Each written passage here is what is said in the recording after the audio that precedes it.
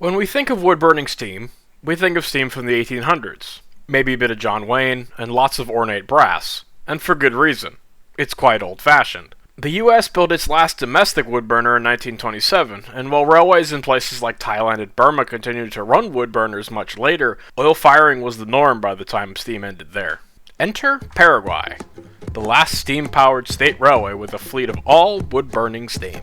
The railway was actually one of the earliest to be built in the Americas, the newly dubbed Paraguay Central Railway opening the first few miles of track in 1861, although the railway would eventually stretch from Asuncion, Paraguay's largest city, just a stone's throw from Argentina, to the Argentinian border in the east, at Encarnacion, where the Argentine Railway would bridge traffic to Brazil and Uruguay, at least after the entire line was regauged to standard gauge. Of note, the Encarnacion end connected Argentina via train ferry until 1990. The railway is quite interesting as it bounced around several owners during its lifetime, although not much changed. Originally owned by the government of Paraguay, then sold to Luis Patri, a cattleman who was one of the wealthiest men in Paraguay at the time, only for the government to buy it back within 10 years, to then sell it in 1887 to a British company, with the government eventually selling all stocks in the railway, then having a wealthy American buy the stocks they sold. Keep in mind, this is all between the 1870s and 1910s. As is unfortunately common of these types of operations, by the end of the 1950s, things were in a state of disrepair. There was very little online traffic, with most trains being through service between both ends of the system, with several passenger trains, including El Internacional, which ran through sleepers to Buenos Aires in Argentina. Truck traffic had taken over and continued to take over most freight, although just enough agricultural products still went by rail, and the railway was the official carrier for the state postal service. And a baggage car could be found on the head end of all passenger trains, carrying everything from packages to airmail from out of country. By 1961, the railway was back in government control again and had been renamed what is probably one of the longest recorded railway names, becoming the Ferrocarriles Presidente Carlos Antonio Lopez, or FCPCAL, after the man who initially brought the railway to Paraguay in 1861. Now, 1961. Good year for music and new motive power. What did the newly nationalized railway have? The main fleet at the time consisted of three types: 262Ts built by Hawthorne Leslie from 1910 and 1914, which were at first used for suburban and branch line services, but later in life found what examples hadn't been cannibalized, working trains between Encarnacion and the train ferry until the bridge was built in 1990. The mainline power consisted of two types of engine, both 260 moguls. One being the mainstay North British-built 260s from 1911 to 1913, which are arguably the image of this railway, and two Yorkshire Engine Co. semi-copies of them, built new in 1951 to supplement the North British engines and the last steam locomotives built by the Yorkshire Engine Company.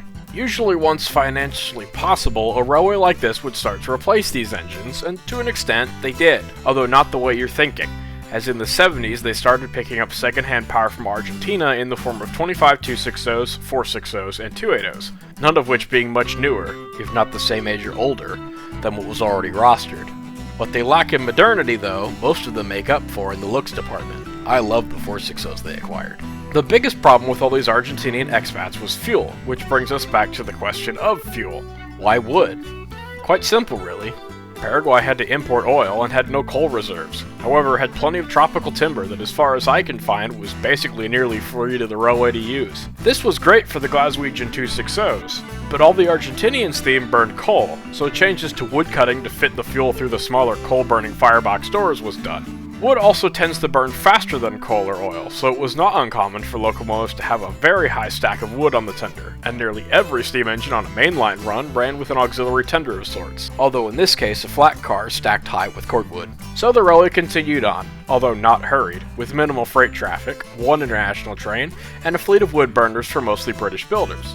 The first casualty, and honestly the only casualty on the motive power front, was the 262 tanks, as the new abundance of tender engines with better range made them redundant, even though several had started running with tenders for extra wood storage. Aside from these engines, and some 060Ts, nothing else was really replaced or retired, unless an engine became too worn out and was resigned to either the long wait for an overhaul at Seppukai Works, or the equally long wait to be stripped of parts to keep the other engines running. The railway's other big claim to fame, aside from the rustic fleet, was incidents and accidents, most usually derailments of a locomotive, though none ever seemed to be major with the low speeds the railway ran.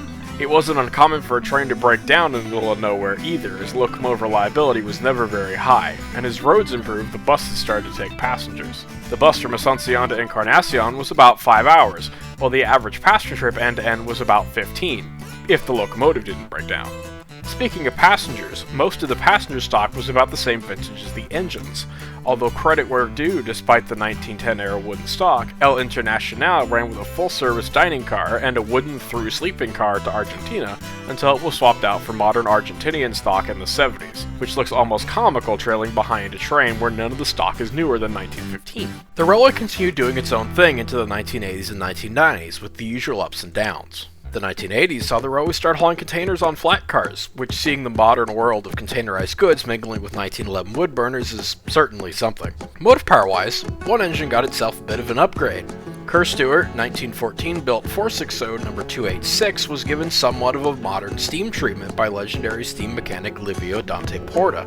Work was not completed fully on the locomotive due to issues between the railway and Porta, but even with the slight modifications, 286 reportedly used just 30% of the wood an unmodified engine would consume and produce the same amount of power, proof that Porta's modern steam theory worked on wood-burning engines as well. The railway also started to be visited by more and more international charter groups on South American tours, as even with container trains, the railway was still a time capsule of the 1910s. 1993 saw El Internacional's through service to Buenos Aires cut, although through no action of Paraguay, as Argentina's government railway had majorly cut passenger services, and the line connecting Paraguay was one of these casualties. The train continued to run in Paraguay, but it first became a mixed train, then it was cancelled outright, leaving only irregular through passenger service, local service in Asuncion, and the occasional charter or special train from the capital.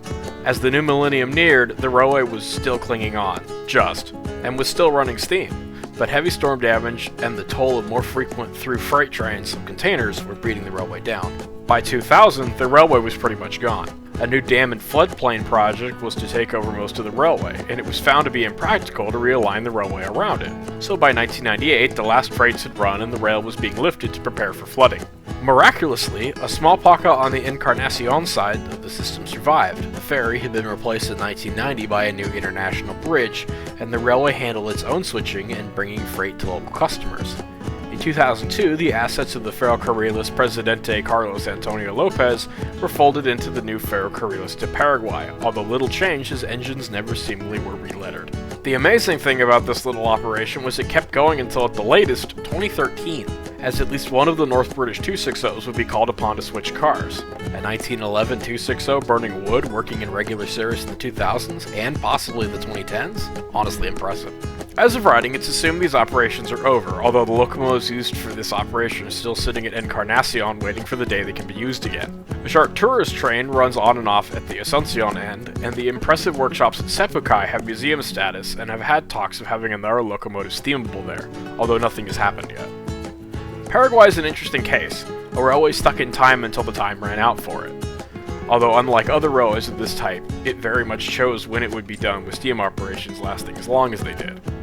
Thanks for watching. This is my first venture to South America since the G&Q, and I really want to cover more stuff from here, as this is where my foreign interest started. Paraguay was a good stepping stone because, come on, wood burners in the 1990s. Please do hit that like button and maybe subscribe or donate to my Ko-fi. Your support is what makes these videos happen. We hit 1,000 subscribers. I'm honestly shocked. Don't really have anything to say, but thank you for watching. Thank you for subscribing. I'm going to have a video out that's kind of a special for 1,000 subscribers after this one, so keep an eye out for that.